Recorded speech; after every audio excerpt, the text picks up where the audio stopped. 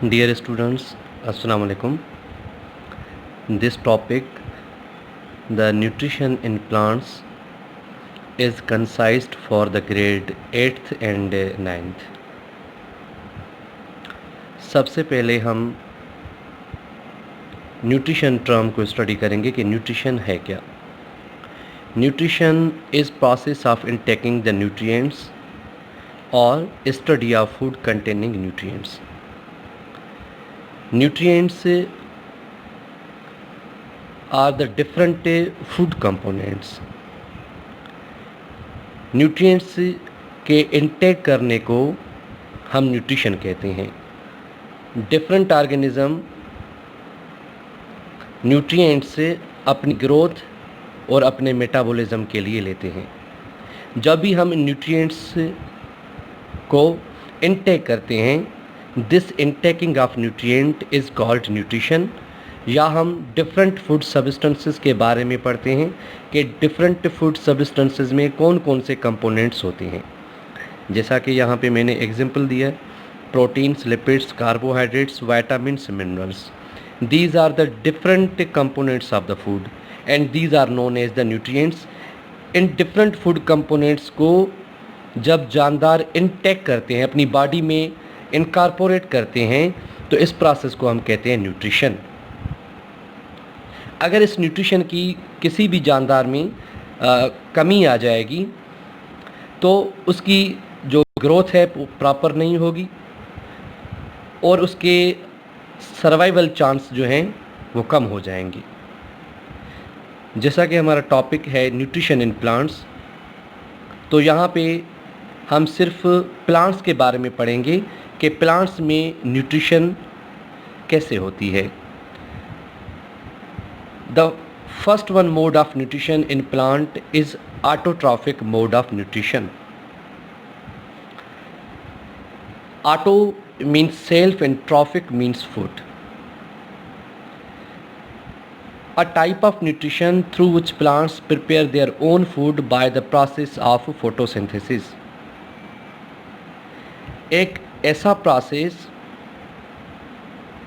जिसमें प्लांट्स अपनी खुराक खुद बनाते हैं फोटोसिंथेसिस के ज़रिए.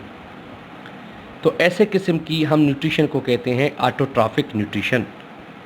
मैं फिर से रिपीट कर रहा हूँ. Autotrophic nutrition, a type of nutrition through which plants prepare their own food by the process of photosynthesis. एक ऐसा प्रोसेस जिसमें प्लांट्स अपनी खुराक खुद बनाते हैं फोटोसिंथेसिस के ज़रिए, इसे हम कहते हैं ऑटोट्रॉफिक न्यूट्रिशन. और ये न्यूट्रिशन जिन जानदार में होती है उन जानदार को हम कहते हैं ऑटोट्रॉप्स, यानी वो जानदार जिसमें ऑटोट्रॉफिक न्यूट्रिशन होती है.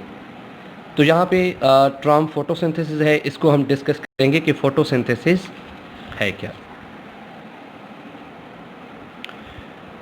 Photosynthesis a process by which plants produce their own food by using carbon dioxide from air and water from the soil. Photosynthesis एक ऐसा प्रोसेस है जिसमें प्लांट्स अपनी खुराक खुद बनाते हैं. उस कार्बन डाइऑक्साइड और वाटर लेते हैं और कार्बन डाइऑक्साइड और वाटर सनलाइट की मौजूदगी में मिलकर ग्लूकोज या फूड बनाते हैं. अब यहाँ पे आपने देखा कि ये जो ग्लूकोज बना ये प्लांट्स ने खुद बनाया.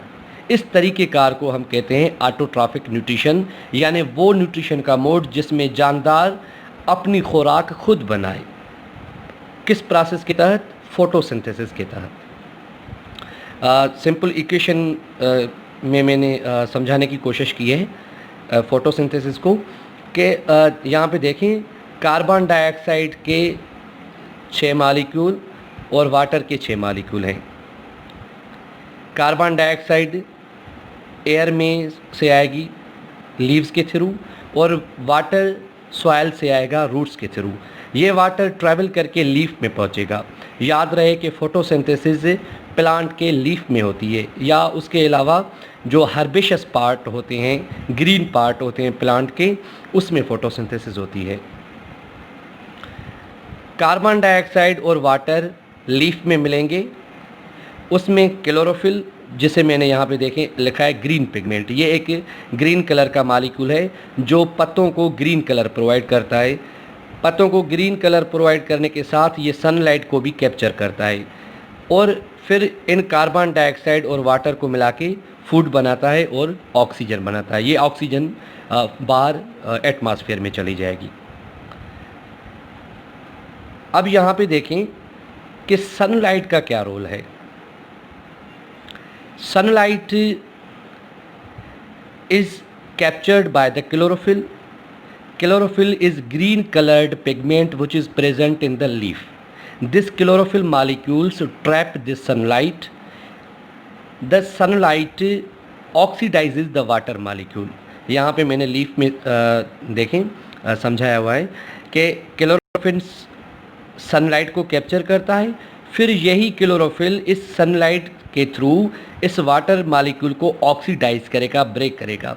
इसकी ब्रेकडाउन से दो हाइड्रोजन यानी प्रोटॉन अलग हो जाएंगे, दो इलेक्ट्रॉन और ये ऑक्सीजन बाहर निकल जाएगी। बाकी जो दो हाइड्रोजन हैं और दो इलेक्ट्रॉन हैं ये कार्बन डाइऑक्साइड के साथ मिलके ग्लूकोज बनाएंगी। अब आपने देखा कि कार्बन डाइऑक्साइड और वाटर मिलेंगे तो क्या बनेगा, ग्लूकोज प्लस ऑक्सीजन। तो यहाँ पे देखें कार्बन डाइऑक्साइड वाटर मिलेंगे सनलाइट की मौजूदगी में और ग्लूकोज बनेगा और ऑक्सीजन बाहर रिलीज हो जाएगी। तो यहाँ पे मैंने कुछ नोट लिखा है। Carbon dioxide is reduced into the glucose. अब रिडक्शन किसको कहते हैं? रिडक्शन एक ऐसा प्रोसेस है जिसमें कोई भी मॉलिक्यूल्स इलेक्ट्रॉन या प्रोटॉन को रिसीव करे। आप यहाँ पे देखें, जैसे ही वाटर मॉलिक्यूल ब्रेक होगा तो इसके ब्रेक होने से हाइड्रोजन अलग हो जाएगी और इस हाइड्रोजन को रिसीव कौन करेगा? कार्बन डाइऑक्साइड रिसीव करके क्या बनाएगी? ग्लूकोज। तो ये कार्बन डाइऑक्साइड मॉलिक्यूल को हम कहेंगे कि ये मॉलिक्यूल रिड्यूस हो गया, किस में? ग्लूकोज में। बाकी इस वाटर में बचेगी ऑक्सीजन, वो ऑक्सीजन बाहर रिलीज हो जाएगी। तो वाटर का मॉलिक्यूल जब ऑक्सीडाइज होगा तो इसके ऑक्सीडाइज होने से ही ये हाइड्रोजन अलग होकर कार्बन डाइऑक्साइड से मिलेगा और ऑक्सीजन बाहर चली जाएगी। इसलिए हम कहते हैं कि कार्बन डाइऑक्साइड हाइड्रोजन को रिसीव करके रिड्यूस हो जाएगी और वाटर का मॉलिक्यूल ब्रेक होके ऑक्सीडाइज हो जाएगा। बाकी इंशाल्लाह इसका लेक्चर का बकाया हिस्सा हम दूसरे लेक्चर में डिस्कस करेंगे। अगर कोई भी बात आपको समझ ना आई हो तो आप प्लीज़ मुझे कमेंट बॉक्स में कमेंट करें, इंशाल्लाह आपको जवाब मिलेगा। Thank you.